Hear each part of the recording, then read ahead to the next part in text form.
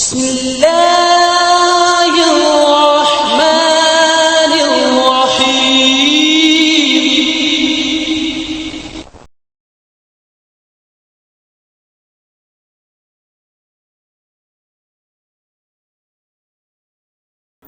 السلام علیکم ورحمۃ اللہ وبرکاتہ۔ سلسلے درس حدیث میں آپ سب کا استقبال ہے۔ ہم لوگ سن رہے ہیں نماز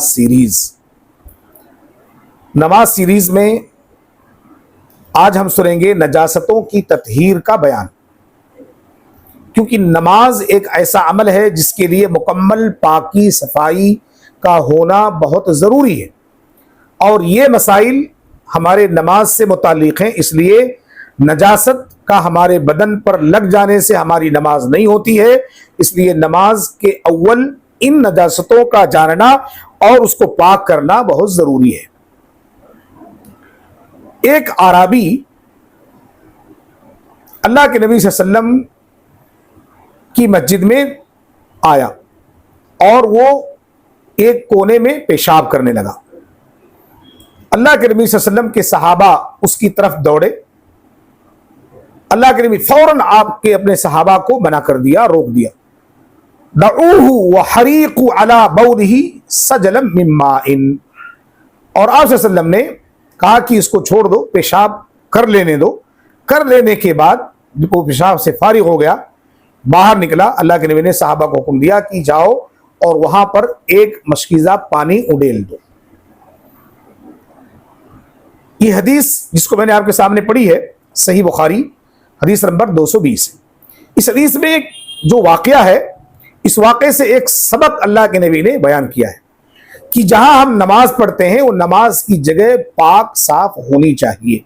اگر وہاں پر کوئی آدمی غلطی سے ایسی نجاست بول و براز کر دے تو اس کی پہلے کلیننگ ہونی چاہیے، صفائی ہونی چاہیے۔ صفائی ہونے کے بعد آپ وہاں پر نماز پڑھ سکتے ہیں۔ یہ اس وقت کا واقعہ ہے جب اللہ کے نبی صلی اللہ علیہ وسلم کی مسجد نبوی کچی تھی، جس کی فرش ابھی مٹی کی تھی، وہاں پر کوئی چیز نہیں تھی۔ پیشاب پیخانہ کوئی آدمی اگر کر دے تو اس کو وہاں سے صاف کر دیا جائے، اور صاف کرنے کے بعد اس کے اوپر پانی ڈال دی جائے۔ پانی ڈال دیں گے، آپ جذب ہو جائے گا، اور اس کے بعد پھر آپ وہاں پر نماز پڑھ سکتے ہیں۔ یہاں پر یہی مسئلہ بیان کیا گیا ہے اصل میں۔ اور اس آدمی کو اللہ کے نبی نے پیشاب کرنے سے روکا نہیں۔ کیوں؟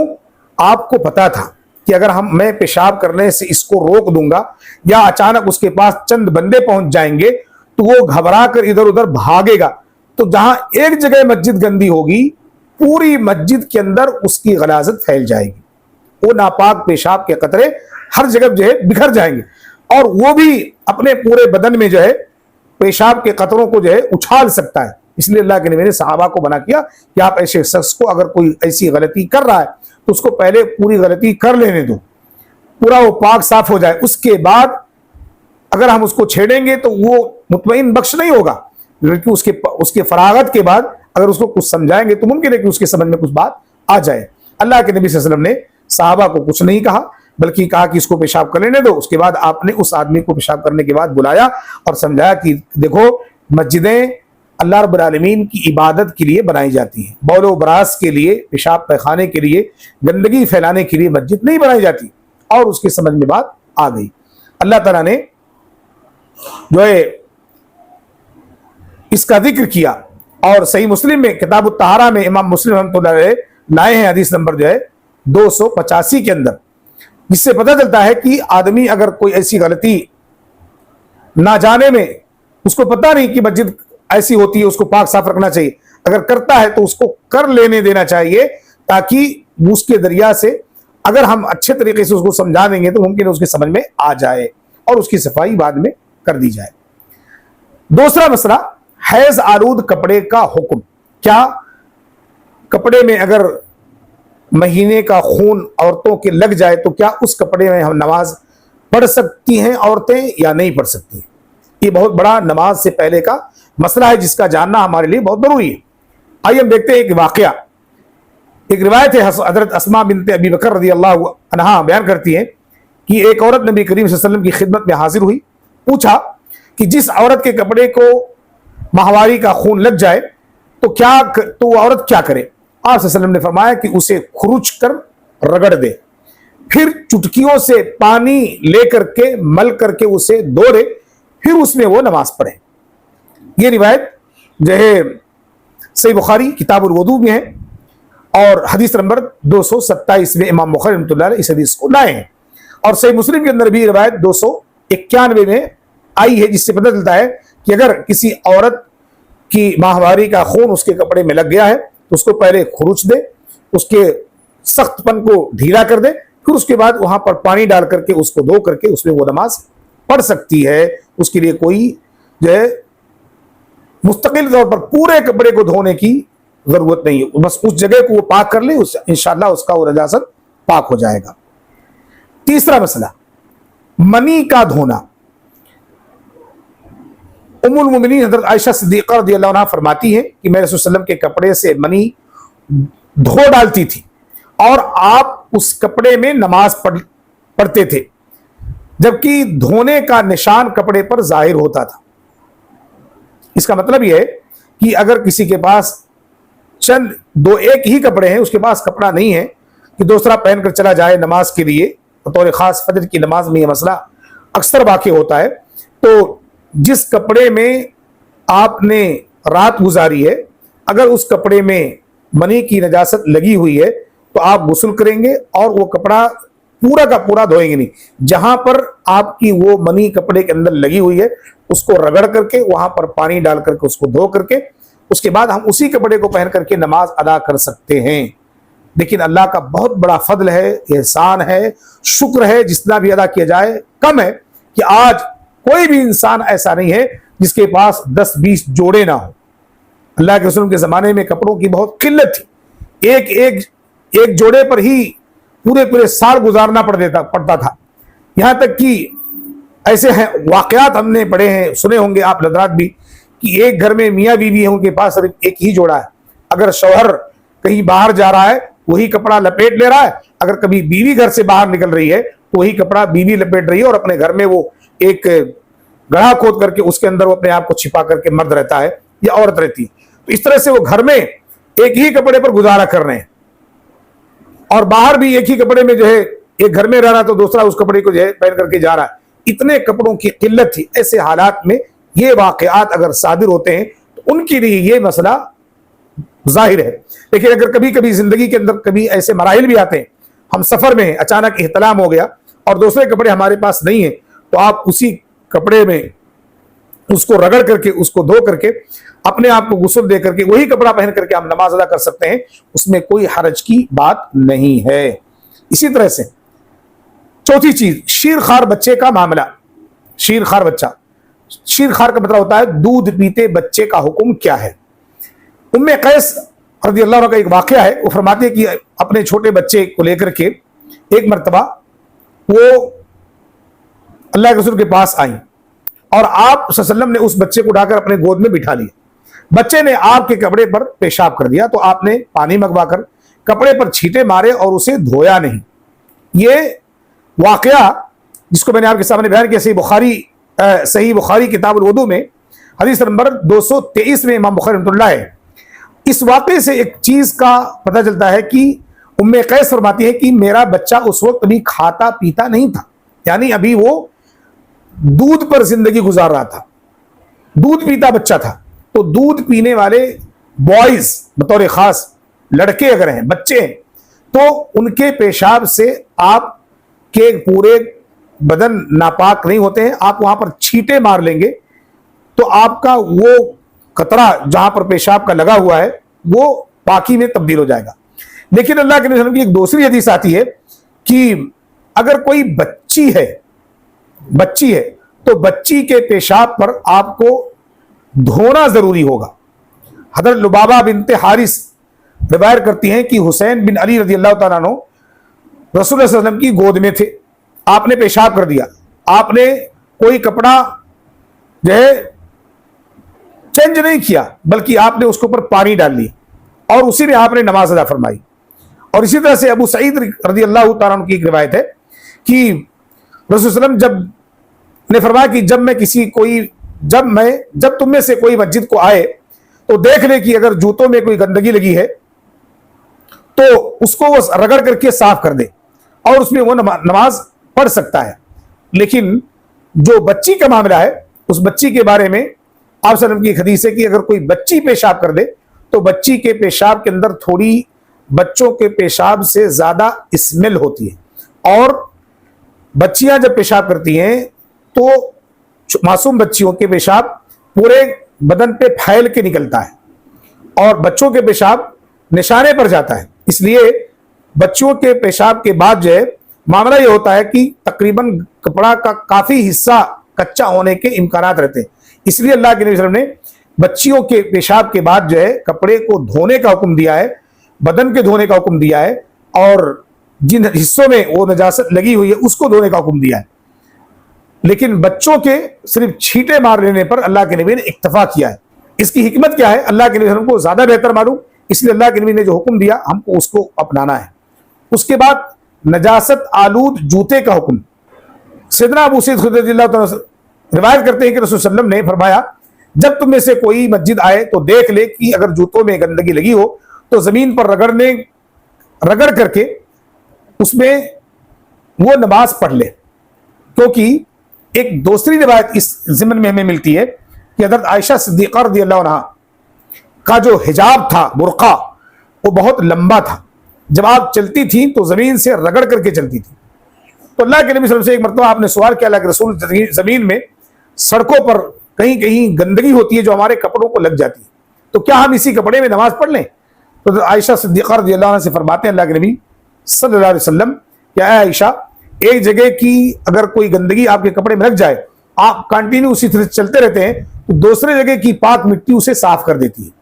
تو اسی طرح سے اگر آپ کے جوتوں میں کوئی گندگی لگ جائے اگر آپ اس کو مٹی میں رگڑ کر کے صاف کر لیں تو آپ کے اس مٹی میں رگڑ کر صاف کرنے کی وجہ سے آپ کا جوتا صاف ہو جائے گا اور آپ اس جوتے میں نماز پڑھ سکتے ہیں. یہاں ایک اہم مسئلہ ہے کیا جوتے میں آپ نماز پڑھ سکتے ہیں یا نہیں؟ تو اس کا جواب یہ حدیث ہے کہ آپ جوتوں میں بھی نماز پڑھ سکتے ہیں. اللہ کے نبی صلی اللہ علیہ وسلم صلاۃ الخوف جوتوں میں ادا کی ہے، نماز جنازہ آپ نے جوتوں میں نماز ادا کی ہے. فرض نمازیں جو آپ کی سفر میں ہوا کرتی تھی تقریباً سفر میں جو نمازیں ادا ہوتی تھی آپ کے جوتوں میں ہی ہوا کرتی تھی. آپ ایک واقعہ سنے ہوں گے، ایک مرتبہ اللہ کے نبی صلی اللہ علیہ وسلم سفر میں تھے اپنے بہت سارے صحابہ کے ساتھ اور آپ نے نماز پڑھائی، آپ کے قدموں میں جوتے تھے اور آپ کے جوتے میں کہیں کوئی معمولی سی گندگی لگی تھی. اللہ کے نبی صلی اللہ علیہ وسلم کے پاس حالت نماز میں جبریل آئے، آپ صلی اللہ علیہ وسلم کی جوتے کو اتارنے کا حکم دیا. اللہ کے نبی حالت نماز میں اپنا جوتا اتار دیا. آپ کو دیکھ کر سارے صحابہ کرام نے بھی اپنا جوتا اتار دیا. اللہ کے نبی صلی اللہ علیہ وسلم سلام پھیرنے کے بعد پوچھا صحابہ کرام سے آپ لوگوں نے جوتا کیوں اتارا؟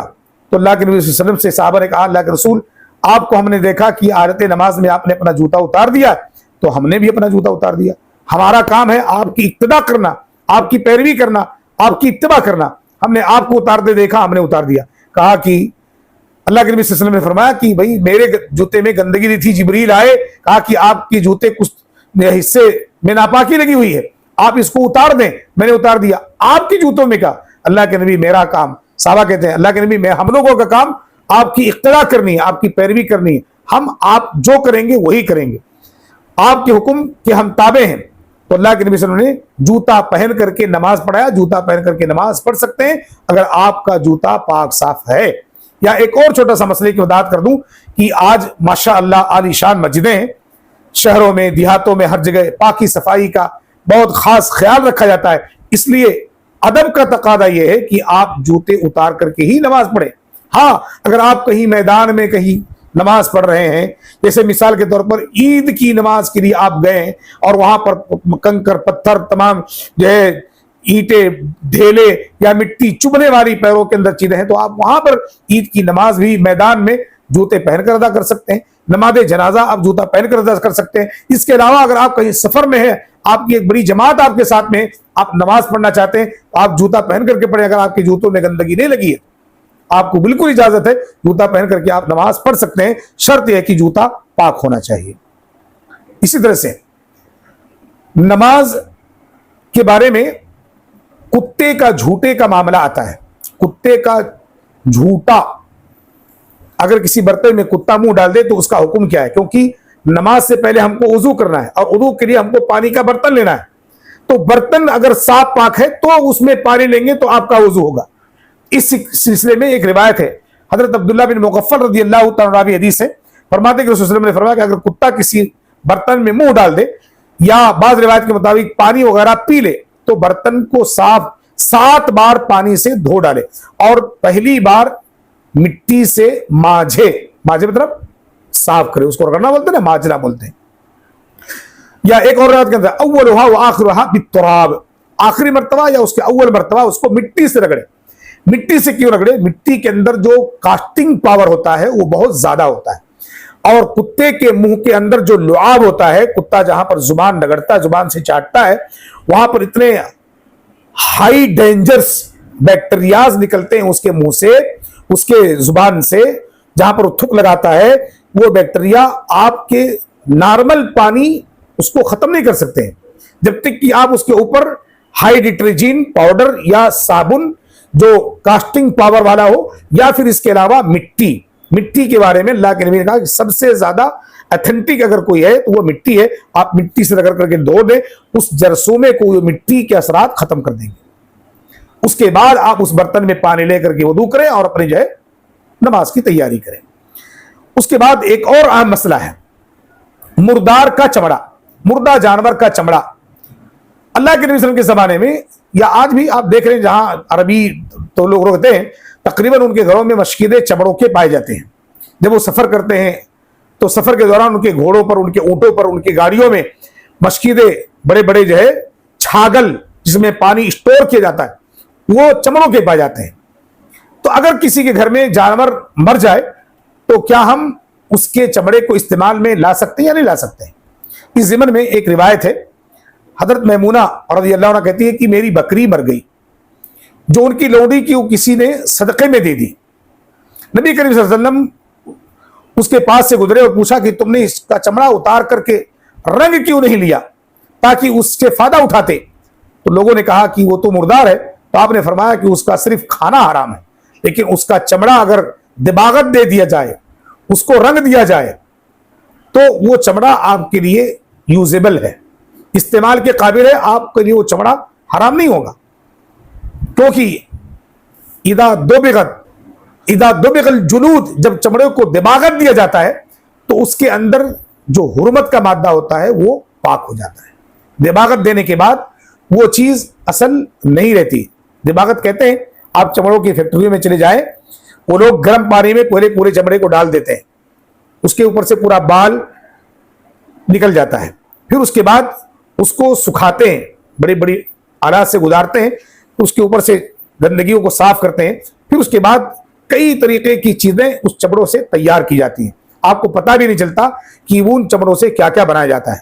آپ گھڑی پہنتے ہیں، اس کا بیلٹ، کمر میں بیلٹ، جوتے، چپل، سینڈلز، ایسی بے شمار چیزیں چمڑوں سے آج کے زمانے میں تیار کی جا رہی ہیں، جس میں مردے اور جو غیر مردے ذبیحہ تمام جانوروں کے چمڑے اس میں استعمال ہوتے ہیں، اور وہ دباغت دینے کے بعد وہ چمڑا آپ کے لیے حلال ہوتا ہے، آپ اس کو نہیں پھینک سکتے۔ اسی طرح سے ایک اور روایت ہے، ام المؤمنین سودا رضی اللہ عنہا بیان فرماتی ہے کہ ہماری بکری مر گئی، ہم نے اس کا چمڑا نکالا، رنگ کر مشک بنا لی، پانی کا جو ہے مشکیدہ بنایا، پھر ہم اس میں نبیذ کھجور کا مشروب بناتے تھے، یہاں تک کہ وہ پرانی ہو گئی۔